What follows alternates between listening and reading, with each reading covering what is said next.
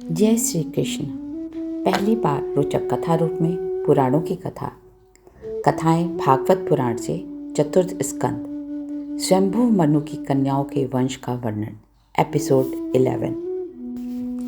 स्वयंभू मनु के महारानी शत्रुपा से प्रियव्रत और उत्तानपाद इन दो पुत्रों के सिवा 3 कन्याएं भी हुई थी, आकुति, देवहूति और प्रसूति। आकुति का रुचि प्रजापति के साथ पुत्रिका धर्म के अनुसार विवाह हुआ था। इस विवाह में यह शर्त होती है कि कन्या के जो पहला पुत्र होगा उसे कन्या के पिता ले लेंगे। प्रजापति रुचि भगवान के अनन्य चिंतन के कारण ब्रह्म तेज से संपन्न थे। उन्होंने आकुति के गर्भ से एक पुरुष स्त्री का जोड़ा उत्पन्न किया। उनमें जो पुरुष था वह साक्षात यज्ञ स्वरूपधारी भगवान विष्णु थे और जो स्त्री थी वह लक्ष्मी जी की अंश स्वरूपा दक्षिणा थी। मनु जी अपनी पुत्री आकुति के उस परम तेजस्वी पुत्र को अपने घर ले आए और दक्षिणा को रुचि प्रजापति ने अपने पास रखा। जब दक्षिणा विवाह के योग्य हुई तो उसने यज्ञ भगवान को ही पति स्वरूप प्राप्त करने की इच्छा की। तब भगवान यज्ञ पुरुष ने उससे विवाह किया। भगवान ने उससे 12 पुत्र उत्पन्न किए। ये ही स्वयंभुव मनवंतर में दुषित नाम के देवता हुए। मनु जी की दूसरी कन्या देवहूति कर्दम जी को ब्याही थी। इनकी 9 कन्याएं हुई जो ब्रह्म ऋषियों से ब्याही गई थी।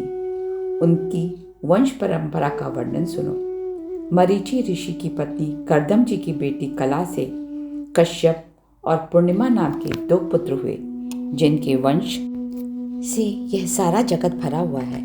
पूर्णिमा के 2 पुत्र तथा देवकुल्या नाम की एक कन्या हुई। यह दूसरे जन्म में देव नदी गंगा के रूप में प्रकट हुई। अत्रि पत्नी कर्दम नंदिनी अनुसुईया से दत्तात्रेय, दुर्वासा और चंद्रमा नाम के 3 परम यशस्वी पुत्र हुए। यह क्रमशः भगवान विष्णु, शंकर और ब्रह्मा के अंश से उत्पन्न हुए थे। अत्रि मुनि को सृष्टि रचना के लिए जब ब्रह्मा जी ने आज्ञा दी तब वह अपनी सहधर्मिणी सहित तप करने के लिए ऋक्ष नामक के कुल पर्वत पर गए। घोर तप से अत्रि मुनि का तेज उनके मस्तक से निकलकर तीनों लोकों को तपा रहा है। यह देखकर ब्रह्मा, विष्णु और महादेव तीनों जगतपति उनके आश्रम पर आए।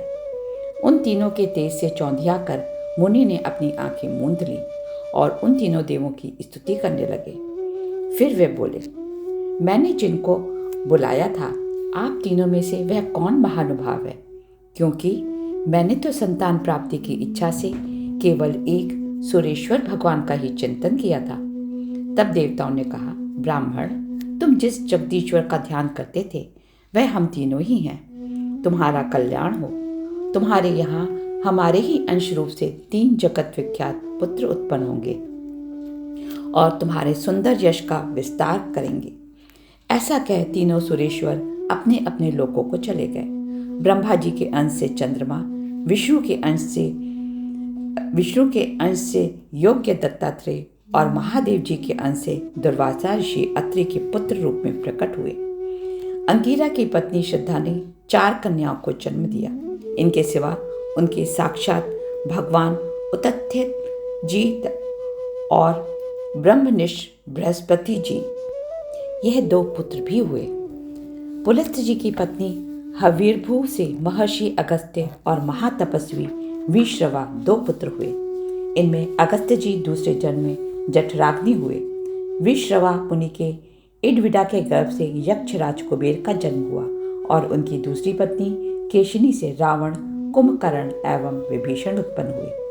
महर्षि पुलह की स्त्री परम साध्वी गति से कर्म श्रेष्ठ वारियान और सहिष्णु ये 3 पुत्र उत्पन्न हुए।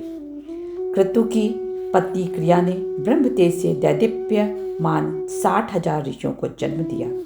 वशिष्ठ जी की पत्नी ऊर्जा अरुंधति से चित्रकेतु आदि 7 विशुद्ध चित्त ब्रह्म ऋषियों का जन्म हुआ।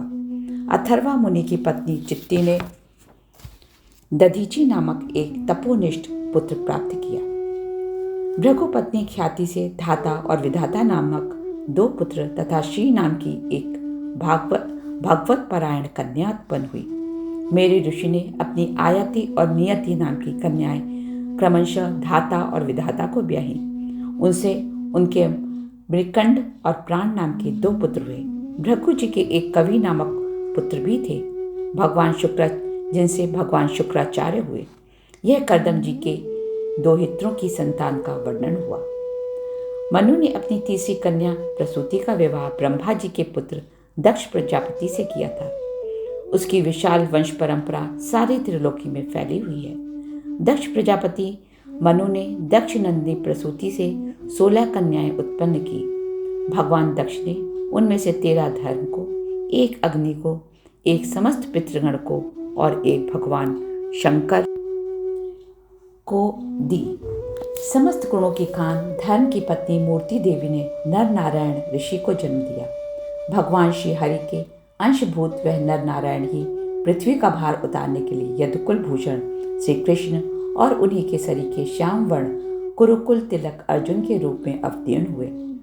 अग्निदेव की पत्नी स्वाहा ने 3 पुत्र उत्पन्न किए। पितरों की पत्नी दक्ष कुमारी स्वधा की धारिणी और वयुना नाम की 2 कन्याएं हुईं।